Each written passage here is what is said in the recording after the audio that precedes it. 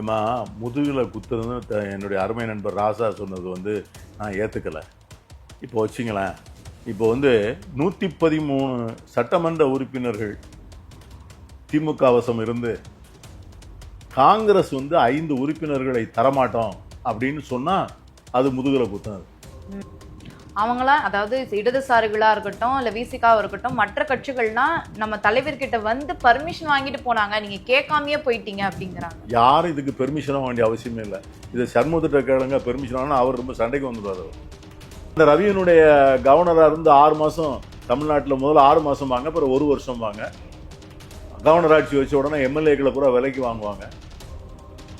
விஜயனுடைய வெற்றி பலவிதமான ஃபேக்டர்ஸ் பாஜக ஒன்றும் இல்லாமல் ஆக்கிடுச்சுல. இங்கேருந்து ராஜ்யசபாவுக்கு போனவங்கலாம் என்ன பேசிட்டாங்க, நான் யார் பேரையும் சொல்ல விரும்பல. பல முக்கியமான சட்டங்களில் ஓட்டு போடாமல் ஓடி போனதெல்லாம் யாரு? ராஜ்யசபாவில் எங்கிருந்து தேர்ந்தெடுக்கப்பட்டவர்கள் தானே. இன்னைக்கு திமுக அதிமுக ஒரு காலத்தில் காங்கிரஸ் மாதிரி இப்போ ஆகிப்போச்சு. காங்கிரஸ் கட்சியில் எப்படி பல காலம் பல பதவியில் இருந்தவர்கள் அந்த பதவிகளை விட்டு போகாமல் அப்படியே இருந்ததுனால புதிய வரவுகள் வராமல் காங்கிரஸ் எப்படி மெலிந்து அழிந்து போனதோ அதே பாதையில் தான் இப்போ திமுகவும் அதிமுகவும் பயணிப்பதாக நான் கருதுகிறேன். என்னுடைய தனிப்பட்ட கருத்து. அதை ஏற்றுக்கலாம், ஏற்றுக்காம இருக்கலாம்.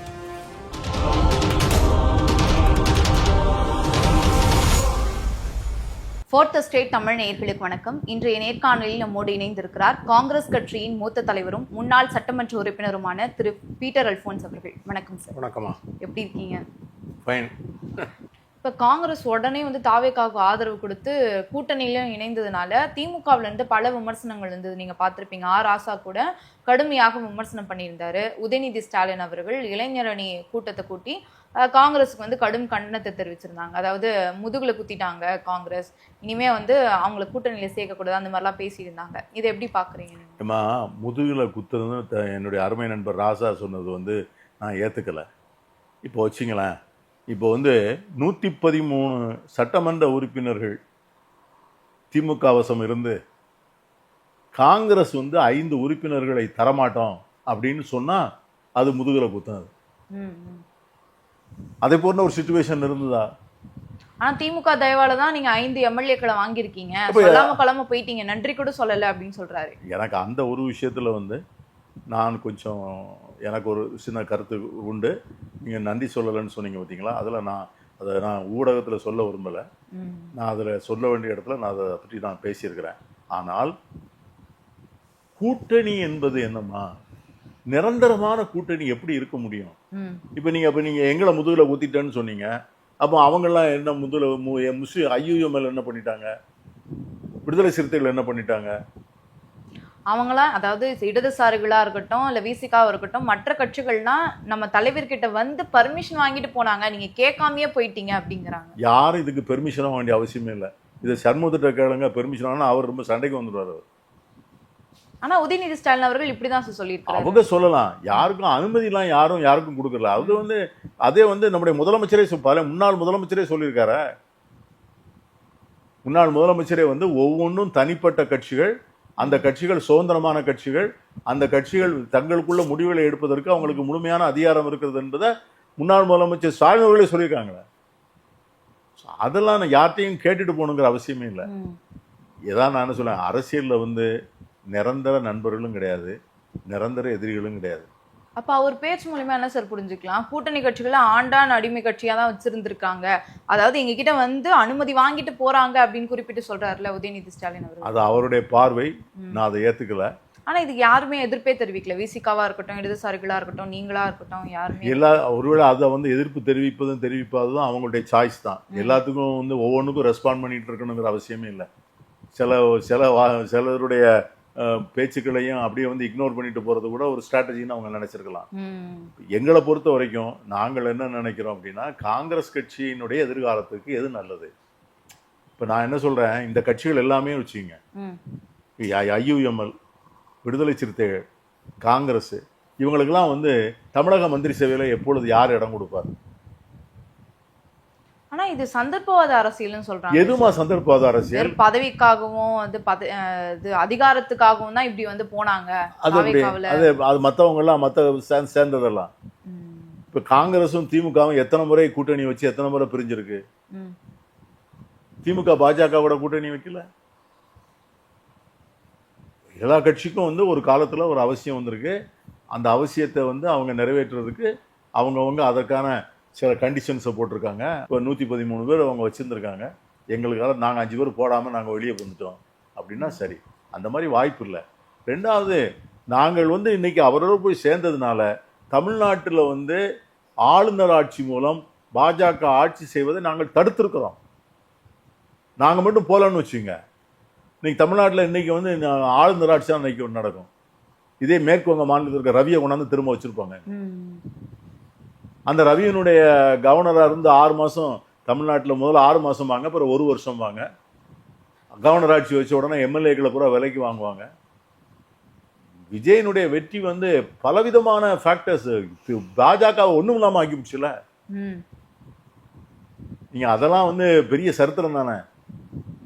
பாஜகவை வந்து அவங்களுடைய என்னெல்லாம் அவங்க பிளான் பண்ணாங்க, இந்த தேர்தல் மூலம் இங்கே வந்து நின்றுடணும், உள்ள நுழைஞ்சிடணும், அரசாங்கத்தை பிடிச்சிடணும், ஆட்சியை பிடிச்சிடணும், பேக்சீட் டிரைவிங், ஏதாவது நமக்கு தோதுவான ஒரு முதலமைச்சரை வச்சு நம்ம கொஞ்சம் கொஞ்சமாக வந்து பீகாரில் பண்ண மாதிரி நம்ம இங்கே பண்ணிடணும்னு நினச்சி தானே பண்ணாங்க. ஒன்றும் தூக்கி தூர போட்டுட்டல அந்த factor, Vijay factor.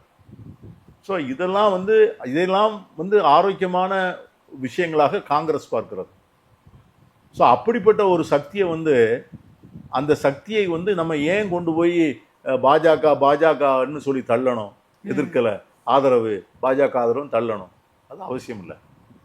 when he is willing to stand by your side, நம்மளோட நிற்கணும்னு நினைக்கிறாரு, நம்மளோட பயணம் பண்ணணும்னு நினைக்கிறாரு, அந்த பயணத்தை வந்து அவரோட சேர்ந்து அவரை வழிநடத்துவது காங்கிரஸுக்கு இருக்கிற கடமை.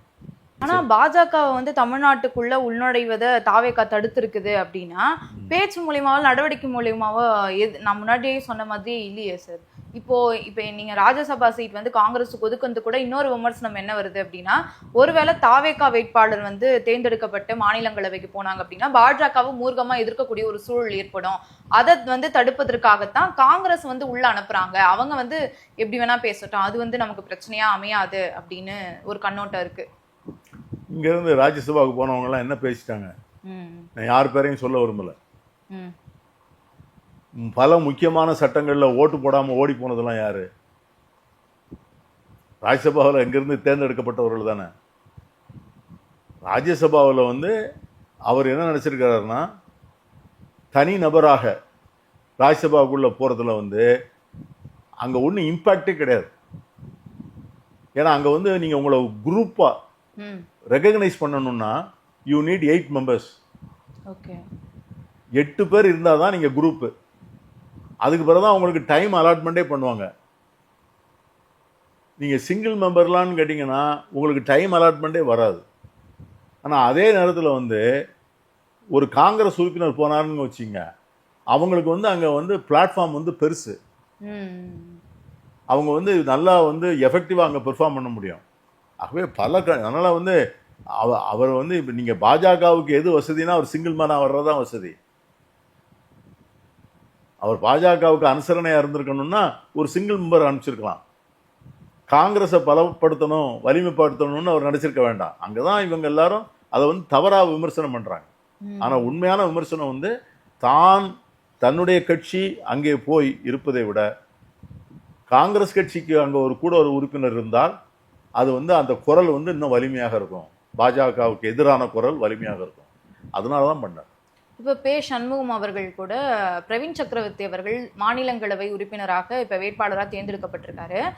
இது வந்து எங்ககிட்ட வந்து எந்த ஆலோசனையும் பண்ணலை தாவேகா, இது அதிக பிரசங்கித்தனமாக ட்விட் போட்டிருக்காரு பிரவீன் சக்கரவர்த்தி அவர்கள் அப்படின்னு விமர்சனம் பண்ணியிருக்கிறாரு. இதை எப்படி பார்க்குறீங்க?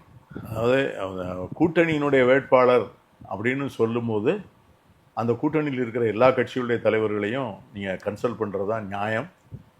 அதான் இது வந்து ஒரு கூட்டணிகள் எப்படி வந்து ஃபங்க்ஷன் பண்ணணுங்கிறதுல நம்ம நிறையா கற்றுக்க வேண்டியது இருக்குது.